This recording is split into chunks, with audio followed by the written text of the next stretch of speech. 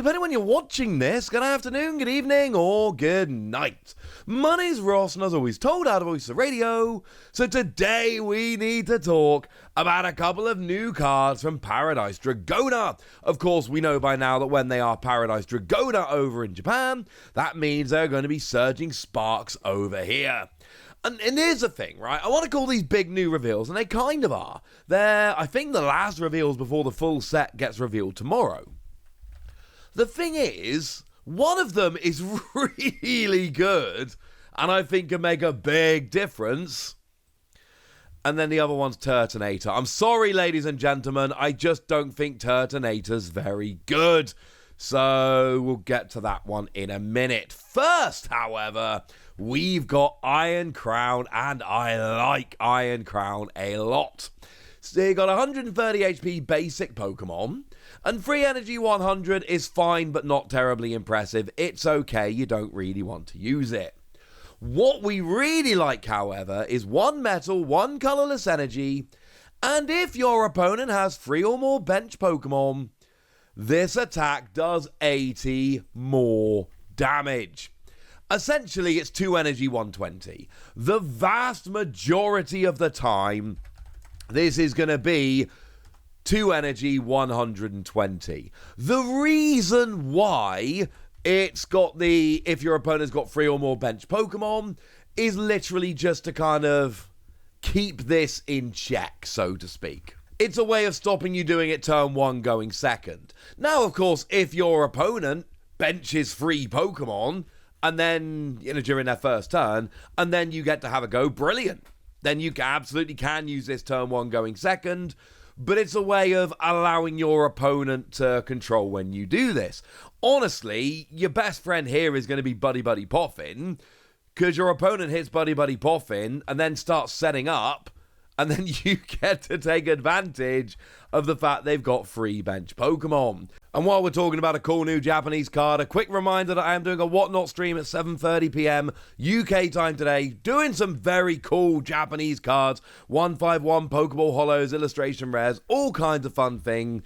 And we're going to be doing a giveaway of a World's Lanyard and Pin set as well. So use the code whatnot.com/invite/thewassie. Come join me. And even if you don't want to pick up any cards, just come along at 7:30 UK time tonight and just chat some Pokemon with us. It's going to be fun.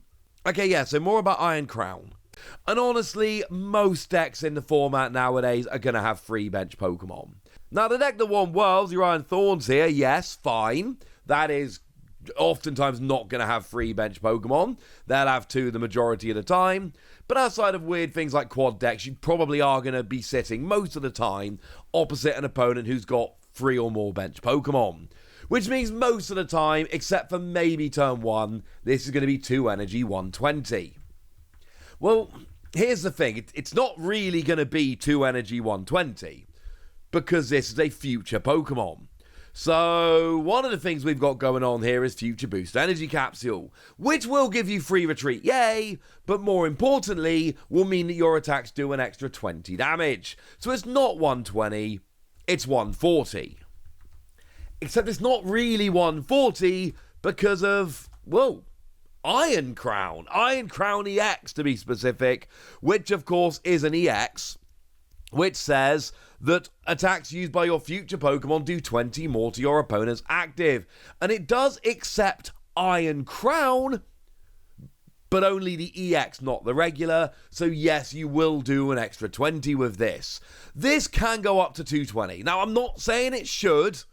There's absolutely reasons why it shouldn't, but I am telling you that you can essentially get 4 bench DXs here and your tool, and all of a sudden you're doing 220, and 220 is a magic number for getting Pokemon V and a lot of EXs. Not all EXs. There's plenty around like Iron Hands, for instance, that you won't get, but you'll get a lot of them for 220. I think that's maybe a little bit try-hard here, if I'm honest with you, but I'm saying it does remain an option. But honestly, this is just a good single prize attacker in either future decks or metal decks. I mean, take Golden Go, for instance, right? Golden Go, great deck. We all know Golden Go's good, right on the verge of top tier at the moment, even over in Japan and slightly in the future. It's not the best deck around right now, but it is right there on the verge of being a great deck. Problem is, what have they got in terms of single prize attackers? You know, if you want to take out one of your opponent's small single prize Pokemon, you know, to hit 120 with Golden Go, that's discarding free energy from your hand with your 2 prize Pokemon. It's really not what you want to be doing here. And, you know, we can look at the top finish in Golden Go from Worlds, which was played to a 50th place finish by Kobe Kawasaki and a 71st place finish by Aban Ahmed. They were the 2 players that played the same list. Neither of those players actually played a proper single prize attacker. No, I'm not counting Radiant Greninja. So, yeah. This is a 2 energy attacker.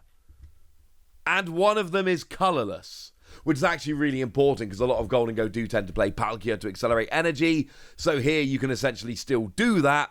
And then you can play the water energy as your, hey, it's colorless, and then attach metal for the turn, and you're good to go. This will actually work in Golden Go decks, and it will also work in future decks, where you're playing stuff like Miraidon to accelerate energy, but the big difference here is you put 1 energy on, and you leave a single energy on, and then you worry about everything else later. If you want to attack with it, you attach an energy and go.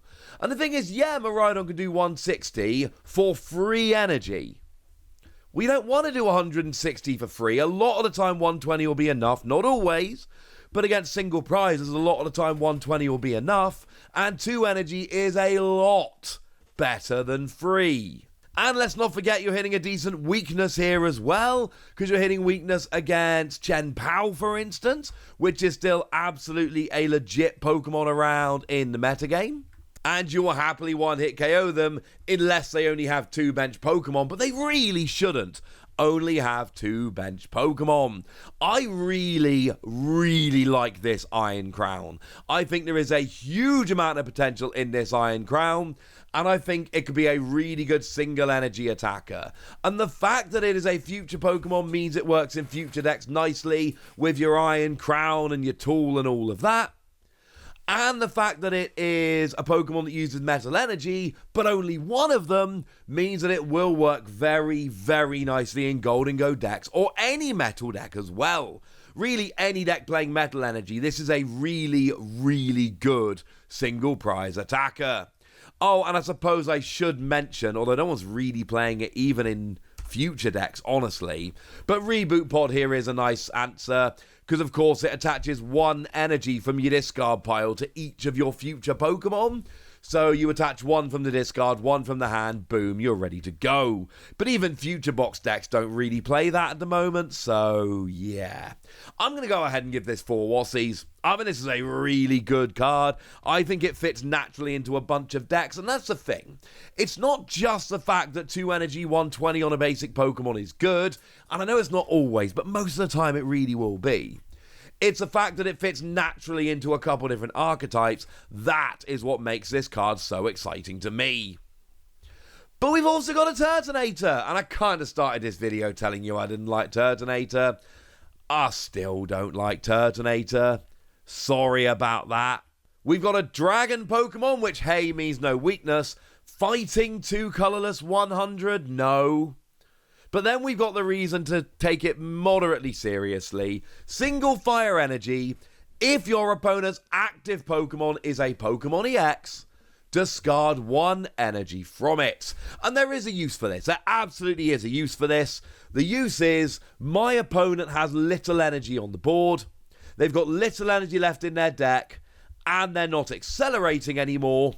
Now I can get rid of their 1 attachment per turn. You're playing against a lightning deck and they've used all of their electric generator. You know there's not going to be a big burst of energy coming out. So great news. Use this to discard 1 energy per turn, and it's only 1 energy per turn, but that might be enough. A Charizard deck has no energy on their Charizard. They attach 1, you remove it. And unless they can evolve up into another Charizard, and the board may well say that they can't, maybe you can stop them attacking. This is not my kind of card, and honestly, I'm not sure it's good enough. But it is a basic Pokemon, and it is a single energy, which makes it very easy to use. The fact that it's a specific coloured energy is annoying. But the fact is here, there will be some decks that cannot attack for a single energy, that are in essentially attach once per turn mode, and then you can punish that by getting rid of their one energy attachment per turn. Anytime you're against an EX that's in the active, it's just instant energy removal, no issues. The problem is, even against a deck that is just attaching one energy to their EX per turn, they can just attach it on the bench and then come active, which means you have to combine this with gusting. I am sure that at some point, somebody is going to come along and find a way to make this work in a control deck, because they'll have the tricks to get to that late game and get rid of all the energy. Most of the time, I am not buying this, but I do believe there will be a use in some control decks, in some matchups. But for me, and I'm not the best control player out there, so I'm sure there's some that can do better, but for me, I look at this and I'm just like, it's only against decks that aren't single energy, that are out of energy acceleration, and I'm going to have gusting because they're just going to attach on the bench and then come active. It just seems too awkward. So I'm going to give this a tentative 3 Wassies, with the acknowledgement that I do think some players are going to be able to use it, but on the face of it, this really does just seem to have too many hurdles right now. That's what I think, but I want to know what you think.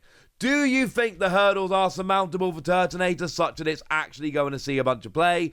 Do you think Iron Crown is as good as I think it is? Because I'm telling you right now, I really do think Iron Crown is a very, very good card. It's one that I'm very excited about. Tell me what you think about all of this in the comment section. Go nuts! Be nice.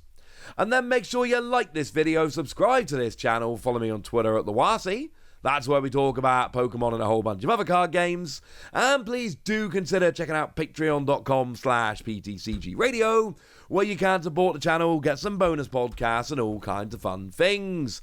And get shoutouts on the channel, like the lovely AB3, who's been a supporter of ours for a while now and is a very lovely person. So shout out to them for the support and the loveliness.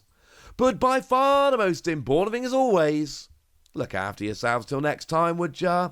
Thank you very much for watching. My name's Ross, and you've been watching PTCG Radio.